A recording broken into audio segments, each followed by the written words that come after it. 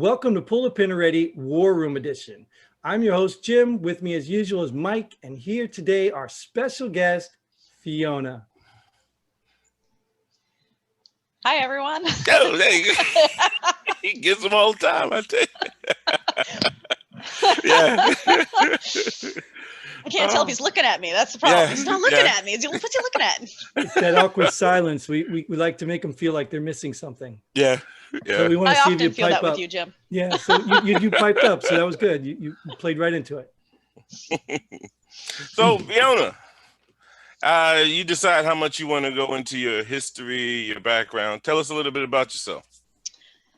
So I'm a U.S. Army veteran. I joined the Army in 2001, in May of 2001. I was 17. Wow. I was a signals intelligence analyst. I went to airborne school in Fort Benning in August of 2001. 2 weeks later, I start my AIT and 9/11 happens. Wow. And 8 months after that, I was 18 and in Afghanistan. I spent most of my career at Fort Bragg. Met my husband there. Both my kids were born there. I've been a DoD contractor. I've been a federal civilian. When I was in Afghanistan, I was intel, but I did a lot of IT. So now I work at IT and support that way. And I do a lot of veteran support stuff now. So Okay, that's good. Thank you for your service. thank you. All right. All right. So what do you want to talk about there? It's the War Room Edition now. You don't have any questions about Afghanistan? I mean, didn't you both serve there? Well, yeah, in different capacities, Jim. Well, I'm just saying, like, if she said Hawaii, I'd be able to talk. You know, I'm going to have something to say, but. Yeah, we know you like talking about Hawaii. Yeah, I'd talk about Hawaii too. Yeah, when he was in the military in Hawaii. It was Yeah. so hard. It was Yeah. so hard this one time. I had to go surfing for PT. No, let me tell you. I actually was a desk sergeant in Waikiki. Wow. I mean, literally, we have a Fort DeRussy there is a military resort. And I literally worked at the resort in the parking garage in this little cubicle as a desk sergeant. And our little Irony patrols is would not walk the escaping beach. me. Yeah. So, yeah, Wow. Mike doesn't like them stories, though. I don't know why. No, I don't hide my jealousy, Fiona. I don't. No, he was in I didn't remember. Afghanistan. Why would he be Yeah. jealous? I know. I lived in a tent for 6 months and went to the bathroom in a latrine that the local nationals used, and they squat and don't aim, and it cooked during the day. And we didn't have lights at night, and so we'd go in there, it'd be pitch black. We can't see anything, and you pray. I'm not going to sit on something nasty. I'm not going to sit on something nasty. Yeah. Sit? Don't you mean hover? Like, there ain't no sitting. Oh, honey, I'm a girl. Yeah, there ain't no sitting. There's I have hovering. perfected a hover, but there's a time and a place. Sure, That's okay. right. That's right. That would be the place to me. I would be hovering as a man. T-Rats will get you. That's T-Rats right. will get you. You can't hover for the 10 minutes it takes to get back. That's stuff. No. So this is what you want to talk about. Like, Yeah, I know, really right? So where were you at in Afghanistan? I'm sorry? Where were you at in Afghanistan? I was in Bagram. Bagram? Okay. Yeah, Bagram and Kabul. And this was back in the day. So I say that and people are like, oh, you know. Whatever. Yeah. Like, yeah. no. Like, I built everything that was there. I showed up. It was 3 bombed out buildings in the village. Right. Yeah. But it was fun. It was good. Yeah. I served at the CJTF 180 headquarters, working for the then J2 directly, who was then Colonel Michael Flynn, now General Michael Flynn. Yeah. And so that was kind of intimate, and that whole ordeal sort of, I felt that one in my heart. That's a good man. Okay. So he is a good man. You can confirm that. Super excited. The whole time I've been like, y'all, it's all gonna get cleared up. I promise you. I know this man, and sure enough. Isn't that crazy though? I mean, like, so that's a personal experience right there. Someone who personally knows him that can see right through the BS, and it's amazing that the rest of these people, well, they either don't know or they just don't have the ability or concern. You know, that's I think one of the most frustrating, keep it on this side of it, things going on right now. I think is this response. You know, we've got all this. You disagree with me, so I'm going to be violent with you. We were talking about, you know, the alleged voter fraud. General Flynn's attorney, who's now working for President Trump, she's getting death threats. Wow. There are people working in elected positions throughout the country that are getting death threats, that are getting violent threats to them because they're doing something that might yield a result that someone else doesn't like. Right. I mean, what is that? What is that? I don't care if you agree with me or not. That's not okay. That is not the country, the values that this country stands for. Yeah, I don't want to downplay death threats, but I'm gonna tell you, if anybody was actually watching us on YouTube, we'd probably get them too. So death threats aren't really the concern. It's actually the behaviors of some of these people. And like, we've all been to combat, or at least, prepared to go to combat to take another life. And we don't even act this way. So it just amazes me that people are that cruel. Like when you see some of these Antifa and all these other thug wannabes, what they do to another human being just blows my mind. I actually have a personal experience with Antifa too. They kick you out? I know, I'm all over the place. I was living in Washington State, and this was 4 or 5 years ago, actually. And they were protesting, and I lived near the Washington State Capitol at the time. And I got blocked in. There was a center median, a car in front of me, a car next to me, and a car behind me. My kids are in the car. And they had blocked off the roads, and they were standing in traffic so nobody could go anywhere. And then another group of Antifa members came by and started shaking the cars and screaming at the people inside. I mean, it wasn't, there wasn't any glass breaking, there wasn't any of that, but the threat was there.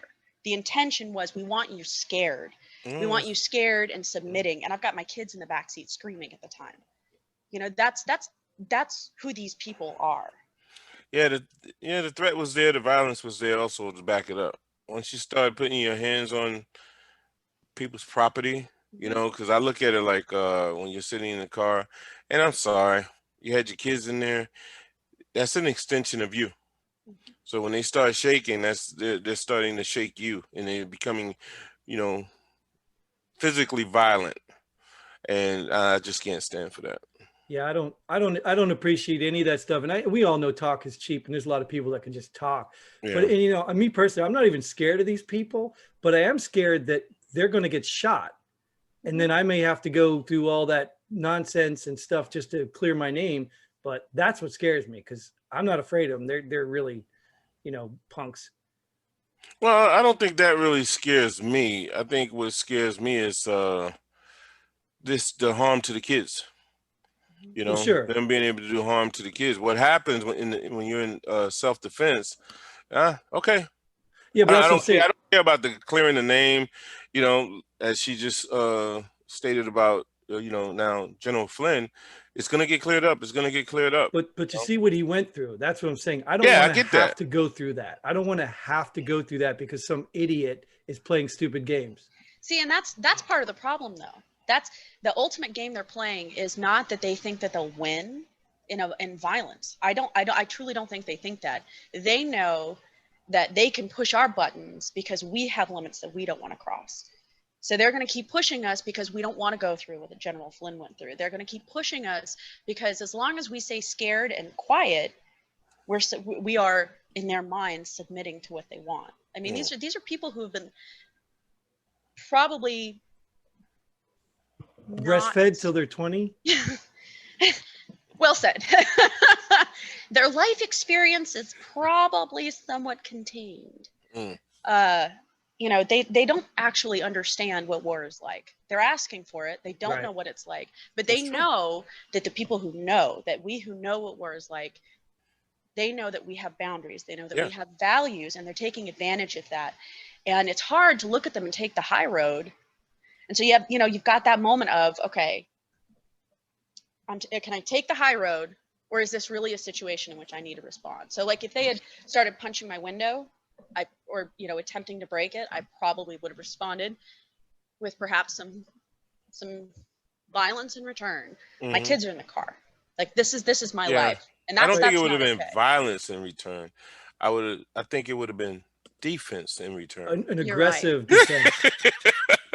But even, you know what's scary about that, Fiona? See, the problem with that is, and we've already seen this, let's just say that did happen and you decided to take off and pull your car away so they wouldn't hurt your kids, and you ran somebody over and killed them. They're coming after you. Even the police were coming after you. So that's the scary part. Even if you do eventually get cleared, you're going through that. Yeah, that's why, that's one of the cases, like, I'm glad we have the cell phone cameras. That's one of the cases where I say, yeah, it was a good thing. It was a good thing. I think that's one of those crosses that we kind of have to bear. It's kind of the same idea as the sacrifice that we're willing to make when we go overseas, right? Yeah. Right. So when we make that choice and we say, hey, you've crossed the line, this isn't the point at which I am defending myself, hey, I hit you as I was driving away trying to save my kids. That's, to me, I see that as a similar sacrifice as me joining the military. I did something because my values indicated I needed to do this. And I made a moral and ethical choice knowing that there were consequences, and I accept those consequences. And that's I think the point that they don't understand. And Right. and I speak of we're talking about the violent riffraff, shall we say. Yeah. Yeah, even no matter what group they're in. Because Yeah, I remember there was an old saying too, where they say you have to stand for something or you'll fall for anything. Right. Exactly. And I think most of us do have some principles and values that we will stand for. And like an example I was talking earlier about was up in I think it's Michigan. Massachusetts, Michigan, yeah, Michigan, with the two Republicans that wouldn't confirm the ballot, or I'm lost in the words, but they wouldn't sign off on the election.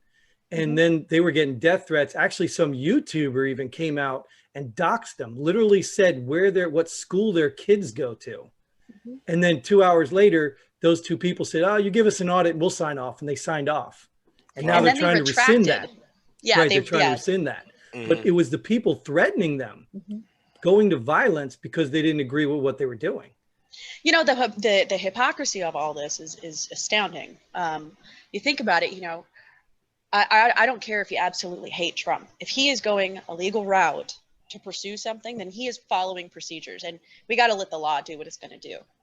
Turning around and reacting this way, I cannot fathom how the general populace doesn't hear this and react with some kind of vehement distaste in their mouth. I mean, this is just unbelievable to me that people aren't standing up and saying, gosh, this is not okay. No, they're saying, well, I don't like Trump, so it's okay. I'll just. Right. As long as it's my team, we'll overlook it. Exactly. Oh, yeah. I would not accept this regardless. I've never been a Clinton supporter. If someone did this and it were in support of someone I love versus someone I don't, it does not matter. This is unacceptable. The laws we have are in place exactly for this reason. Yeah. Right. We had an episode like this that we did on standards, and that's like what we talked about, the hypocrisy and the double standard. And it seems to be the case. So imagine now, let's say Trump goes to court, takes everything legally, does whatever he does, even if he finds a loophole that may not be the ethical thing or what you would think the upper thing, but it's not illegal, and overturns this, and he becomes, you don't think these people are going to be in uproar? Of course they are. Companies were boarding up their windows. Yeah. They were boarding up their windows, and not one Republican riot. So what are they boarding up their windows for? Because one party, maybe two parties, maybe five parties. I'm not going to point fingers at this point, but because if someone lost, if the wrong person lost, they were going to react. What are you doing? I'm talking to the other parties. Hey, we don't riot. No, I know. You don't even show up. Oh, that's a good one. Yeah. Oh, he's got an itch. Do you see that? He looks like he has an itch. Yeah, he's always got that. Yeah. Right under all that sweat from all the hard work he does for supporting his party. But it is sad. It's sad that, like I said, and I think you mentioned it earlier, these same people that are picking the fight, I don't think they're the ones that really want to be fighting. I mean, maybe they think they are, but where do you go from here, though? Where do you really go? People are so divided that even if the truth came out, they would discard the truth as some, misinformation or. That's right. Just they will continue to find something to support their narrative. Exactly. you know, Exactly. and that's just the way it is. And we just have to hope that, you know, more conversation leads to people becoming more sane, if you will, Mhm. and people just learning how not to behave like that. It's But a long road. It's a don't you long think road. it's a little too far? And I ask this because A like I'm one little. of those guys. I'll bring it to, you know, Mike doesn't like my examples, but I'll bring it like to Nancy Pelosi. And, you know, when someone stands before me that is supposed to be representing me and says, you have to pass the bill to find out what's in it. I mean, I don't have to be a genius to know that something is really wrong with that. And you're telling me this to my face.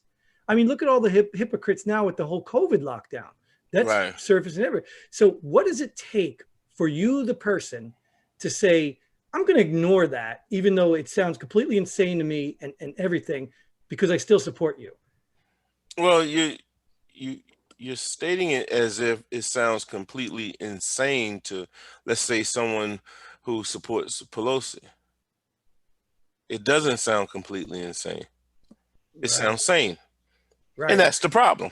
Yeah. You Okay. know. Fair enough. So this is ironically similar to a conversation that Jim and I had a while ago. So I study mathematics and logic, and one of the Uh-oh. things we This is going talk to be a about, long one. yeah, brace yourselves, gentlemen. One of the things I like to talk about is the idea. He's really distracted. It's the idea of the logic system that you've built up, and you know, when you hear about this, the only way that it makes sense for someone to accept this cognitive dissonance is for the axiom, the root of this system to be, in this example, I support Nancy Pelosi. It's the only way that it can make sense is I have decided that I support Nancy Pelosi, or I support Trump, or I support whatever it might be. I support that first and foremost. And then everything else doesn't matter. Because you've set your system to begin there. So anything that happens in respect to that. She can't say something wrong because you've already stated that your whole system is built on that. It's like it's as though people have been given this thought to agree with.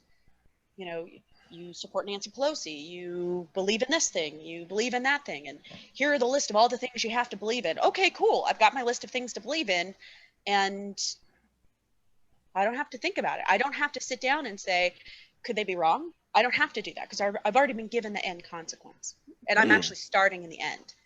Let me compare that because, you know, Mike is a huge Dallas Cowboy fan and he supports his Cowboys.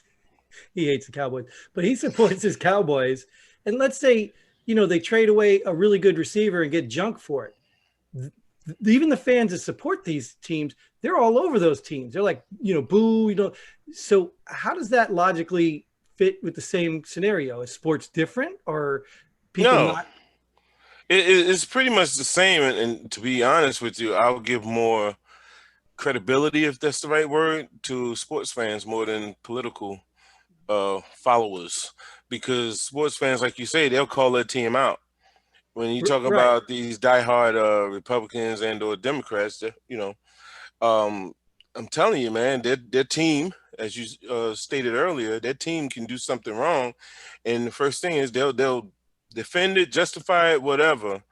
And like we talked about in another episode, Jim, it will be the same exact thing that the other side did some years ago, but they'll say, "Oh no, no, this time it's different," you know, and that's just the way it is. Do you think That's it's why I told you, just stay in politics, man. I'm telling you, you'll But do you see it. think it's because they don't really follow their team? Like people probably follow their football, baseball team very closer or much closer than they follow their political team. Oh, So absolutely. I think there's a big difference here though, because the outcome of a football season is short, it's limited. The outcome of a political strategy is 30, 40, 50 years. this is a woman here Mhm. talking, right? Did you watch sports? Like I broke a hockey stick over a locker when the Rangers beat my Devils. So Literally. hockey, I love hockey. Hockey and rugby and baseball, those are like I get anytime. mad. The Mike's out of nowhere. He's not a sports guy, but he loves them Cowboys. I can tell. You gotta stop, man. You can't put that out. You can't put it out. World's greatest Cowboys fan right Yeah, here, America's guys. team, right. right? America's team. It's all Mike's Oh team yeah. too. Oh yeah. No, I will say this. Sports fans, like we said, they will criticize their team, but there's no personal connection. Like some people look at the politicians, they affect their lives more. You know, they can affect their lives, and they do with some of the bills that are passed and things of that nature. Sports fans, they're like, okay, that was a stupid decision. Come on, Cowboy. I mean, Giants, whatever. You know. see, I hate you, Jim. But no, they'll criticize their team because there's nothing there for them. When they turn off the TV and they go to work, Cowboys or their team doesn't have any stake in but it. I don't agree with that though. And the reason I Really? don't agree with that, listen to me out. I have never ever in my life until recently seen anybody wearing a Republican or Democrat shirt. People are invested in their sports teams. I mean, they're all in for their sports team. So to me, if the Cowboys beat the Giants, that's more impactful for my life than Nancy Pelosi passing a bill. I have no idea what's in it.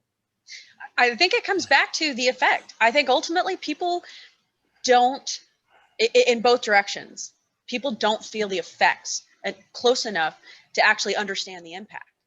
So, the laws that are going into place now, it's a ripple effect as it goes through the country for people to actually feel it. Right. But a loss you feel in that moment. Exactly. But your football game, you're like, oh my God, the Niners, really? Who's that? What league are they in? Is that a golf team? What? I don't know what you're saying here. Can you help me out here, Mike? I mean, you're the sports analyst guy. Yeah, no, dude, I don't like talking basketball. You bring the Niners into it. It's just, why are we talking basketball now? Let's stick to football. Right, got it. Touchdown. See, we got a little bit of everything on here. It's a variety show. But most of it's wrong. Yeah. Quote unquote subjective. Yeah. So what do you think the problem is in America, Fiona? What do I think the problem is in America? I know it's broad. Break it down. Yeah, Come on. That's a huge question. I think it comes down to what we've decided are priorities in life. And I mean that in the sense, this is going to sound kind of crazy, but you have a lawn of grass and you pick one blade that doesn't seem like much, right? But if you pick another blade and you pick another blade and you pick another blade and pick another blade, eventually you're going to lose the lawn. So each blade of grass really is important to the entirety of the lawn. And in that way, our individual priorities make up our priorities as a society. And I think on the whole, we as a society, the American society, have decided that we have priorities that are, I hate to say it, but superficial. They're an immediate gratification. It's everything right now. I want it right now. I want money right now. I want happiness right now. And we've forgotten what it means to be joyful versus happy.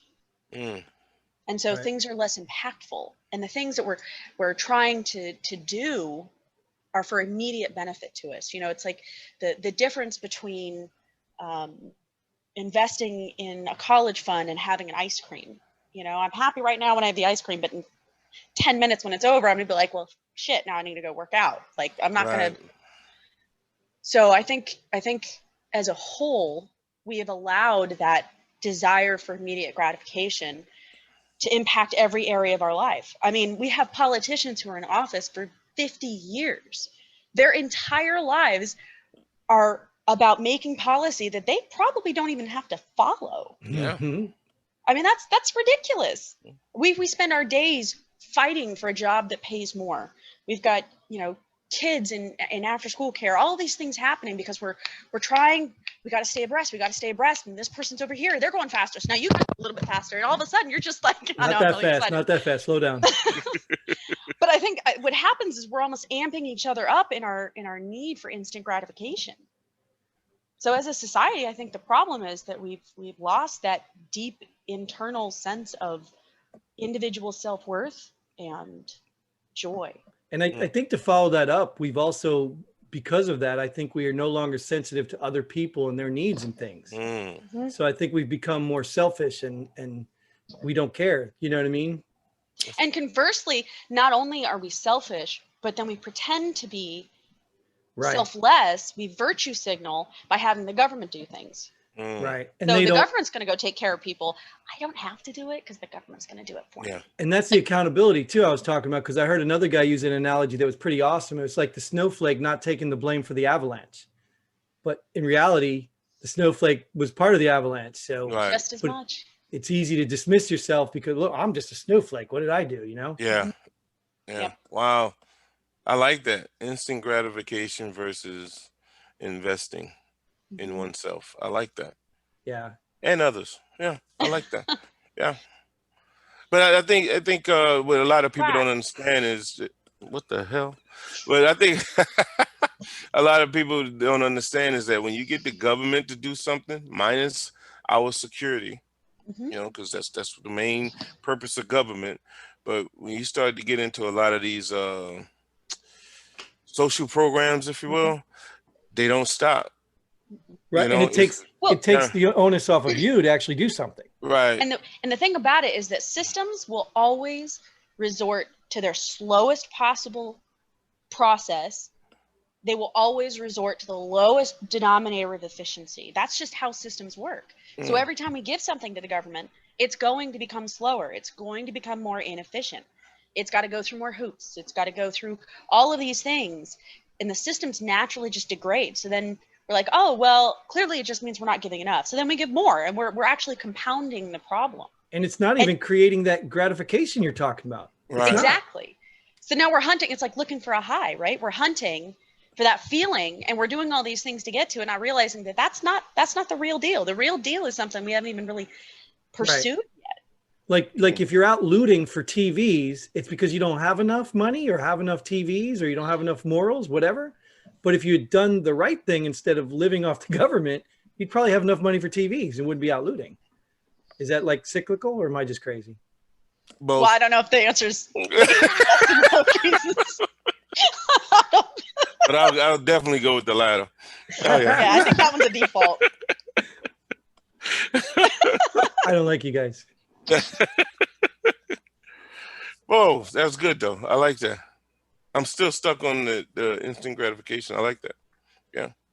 People need to, going to your point, Jim, accountability. You know, if you really look at, I heard this guy on the radio one time years ago.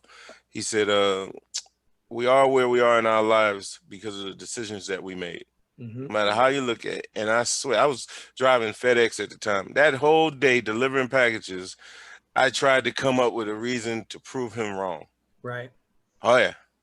He is as right as I don't know what. Because every time I look at where I am, I just look at all the decisions that I made. I say, oh, yeah. Oh, yeah, I messed that up too. Yeah. Yeah. Well, even if you contribute some of that to things that happened to you, it could have been the decision that you made led to something happening. Absolutely. Or it could be the decision you make after something happens to you. Right. But ultimately it goes back to something you're doing. Yeah. Mike, I think you touched on another really important thing that kind of touches on a lot of these topics we've discussed tonight, which is you took the time to be humble enough to say, you know what, I could be totally off base. So I'm going to look at myself and I'm going to say, you know what, let me try it. Let me try this idea that I screwed up. What happens? And in that you grow and you develop that strength and you develop that joy in yourself just by doing that. And I think we do not do that. We bedevil ourselves, but we do it in a very, very, covert narcissistic kind of way, And I think we're virtue signaling. We're fishing for compliments. What we really need to be doing is looking at ourselves and saying, you know what? I disagree with you, but I'm going to try your argument on for size. I'm going to actually, for a minute, I'm going to take my ideas and put them over here and try yours on and see what happens. That takes humility and courage. And that's something I don't think that's part of the reason we're so bifurcated, because people can't do that anymore. They can't see the value in the person right next to them. Everybody's smiling. You're throwing me off my jam here. I'm just trying to get in Mike's head. I'm not really sure. This is a new one for me. He said it takes humility and courage. He's trying to pose even if like she got off topic of me, I'm still saying she was talking about me. Damn it! Right. I totally was. That was you, Mike. You know how I feel. Shot that sucker. You know how I feel about that, Mike. Humility and courage. You are fake news. He's got a whole soundbites bar ready to go. Yeah, he does. Yeah. Mike loves them. He falls into all of them. Every show, I at least get one. I tell you. We'll have to start playing soundbite bingo. Man, I'll have to switch them up. I don't want to do that. That's a lot of work. So, we got any more questions, or we want to move to her little spot at the end here? Yeah, let's go ahead and pull the pin. I'm just anxious to see what she has to say. All right, we'll pull the pin on this war room here, and we'll go to our last minute here, where we normally do in our show, but we're going to give you the opportunity in this one to just bring up something that really, really disturbs you, or maybe it doesn't disturb you at all, but you just want to complain about it because you have the liberty to. You have the floor for as long as you need. Oh boy. Wait, within reason. Shouldn't have said anything. So I would say it's actually very related to this conversation. It's something that actually scares me, and it is the Pavlovian response that people have to particular information sources. And it's this absolute, it doesn't matter if I present a beautifully articulated argument from start to finish, if it disagrees with what they have been told from those news sources, it isn't even that they can't understand, it's that they retaliate. And it's like Pavlovian. It's like they've been squirted so many times in the face that they can't even comprehend what I'm saying, and they get defensive. It's like a trauma reaction. And that's frightening to me, because that means that there are people out there that I can't even talk to. How can you establish a human relationship with someone when they can't even discuss something with you? I mean, that's bad. That's terrifying. It is absolutely terrifying. And I think it's what allows people to go into groups like Antifa. Oh, okay. You were going to say something, Mike. I don't know what happened. Go ahead. What I was gonna say was welcome to my world on the show.